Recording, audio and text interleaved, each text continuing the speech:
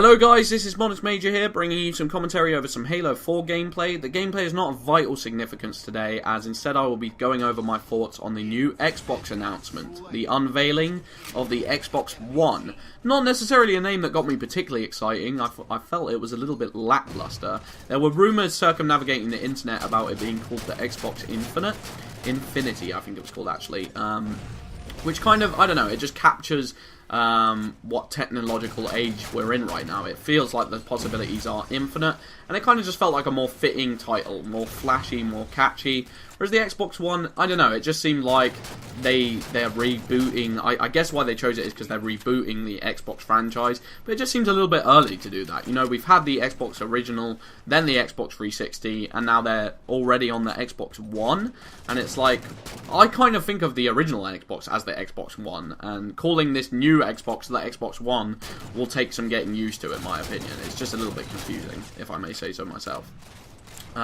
But it does fit in with what the actual software and the hardware is trying to accomplish, in that they're trying to bring each aspect of the Xbox interface into one unified experience, so that it's seamless and readily accessible for casual users and, you know, more experienced users alike, and make the downtime for loading each area of the console quicker.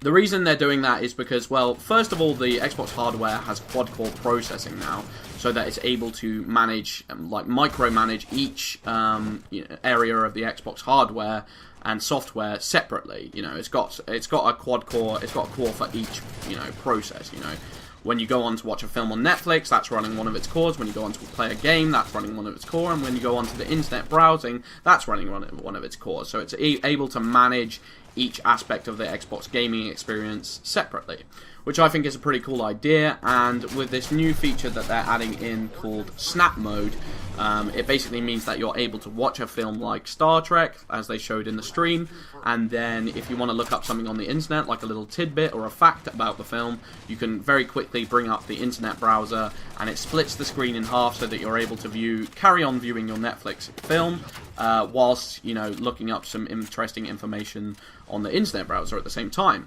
which I think could be a very cool concept, especially if that is brought into, like, single-player gaming. Let's say you're playing a story mode game where a difficult puzzle comes into play, and you want to very quickly look up how to beat that puzzle. You could bring in the internet browser, and it wouldn't stop your gaming experience. It wouldn't interrupt it. I don't know about you guys, but when I'm playing a single-player game, I don't really necessarily enjoy craning my neck, you know, sideways, to turn to look at my PC and look up this information, and then changing between each one can seem like a little bit of a taxing experience. I know that might sound lazy, but it is the truth. You know, if you want to bring gaming, it should be as, you know, what's the word, accessible as possible.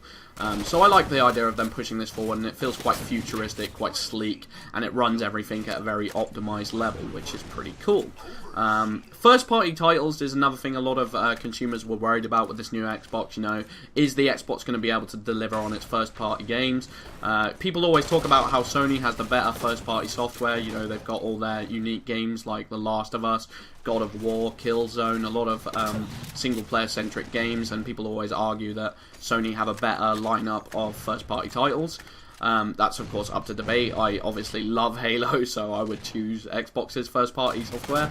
But they basically announced that they were going to bring in 15 new Xbox games. They were going to make 15 first-party titles for the Xbox, and 8 of which were going to be new franchises, which I think is pretty cool. I hope these franchises deliver. Whether these franchises will be worth hearing about is, of course, up for debate. Some of them could be terrible for all we know, but, you know, fingers crossed, some of them will be good, and some of them will be able to make big names for themselves within the gaming community, but we'll have to wait and see, of course.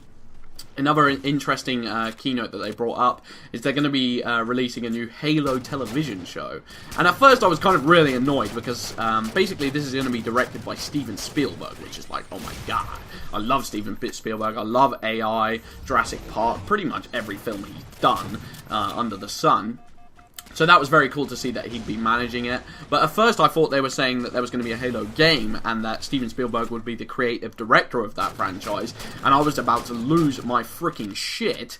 But then I realised they were just talking about a television show. Whether that will live up to Halo Forward Unto Dawn is up for debate. I actually think they did a pretty darn good job of you know, creating Halo Forward Unto Dawn and it having its own unique universe, and there's a lot of attention to detail within the Halo universe itself, and the special effects were pretty, you know, on par, if I may say so myself.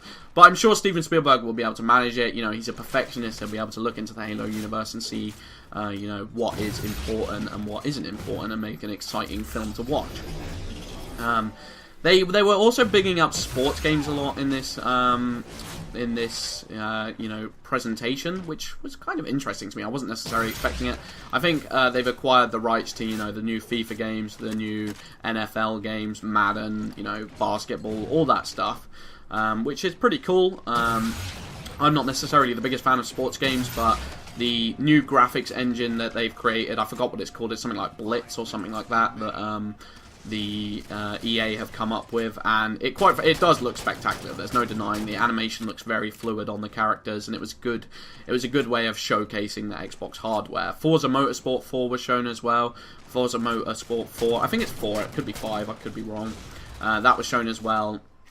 And, you know, the graphics look amazing on that, but it was a very short trailer that they showed of the experience, so it wasn't necessarily something I could get too hyped about. Then, of course, Kinect came up. You know, Kinect, I was kind of expecting it to be the biggest role in this presentation, and it wasn't necessarily as important, as significant as I thought it might be. I thought they might be trying to, like, integrate Oculus Rift, and they might be, like, hiding something behind the curtains, and it could be some incredible announcement, but it just seems like they've improved upon the already existing Kinect hardware, which I'm glad. I don't want them to be splitting up time from actually making their games into making some sort of new motion sensor experience. I'm much more interested in making the gaming experience as refined as it is in this state than worrying about motion sensor and motion technology. I don't think that will be as good as it should be for at least another 10 years, and I don't think it's something we should be getting too worried about just yet. But it's cool, you know, the Kinect does seem to be a lot more refined. They said something about, like, you know, they've been able to monitor heartbeats in it and be able to, you know, it basically, it captures every single joint of your body. Which, I don't know, it's interesting. It doesn't really, I don't really care. I'm a core gamer. I don't think Kinect is going to be benefiting me in any specific way. And, you know, they have these hand movements where you're able to switch between each interface of the Xbox dashboard, the Xbox Home, or whatever. Well, I don't know. I don't necessarily want to be, you know, flinging my arms around the room and so that someone walks into my room and they think I'm trying to give myself a reach around. I'd rather just play it with a controller. And that is the last point I want to make. The new controller looks incredible. I was so worried that they might try and play with it and try and, you know, tweak it too much, and it might not necessarily be the same thing. But it feels like they've only tweaked it in areas it needed to be tweaked.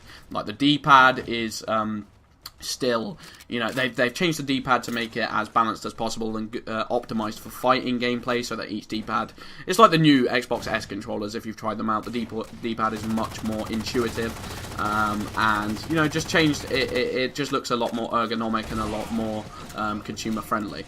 Also, no mention of DRM. That's the last thing. No mention of DRM. Who would have thought? I don't know. Are they going to mention it later? Who knows? I've been Modest Major. That's my thoughts. Peace.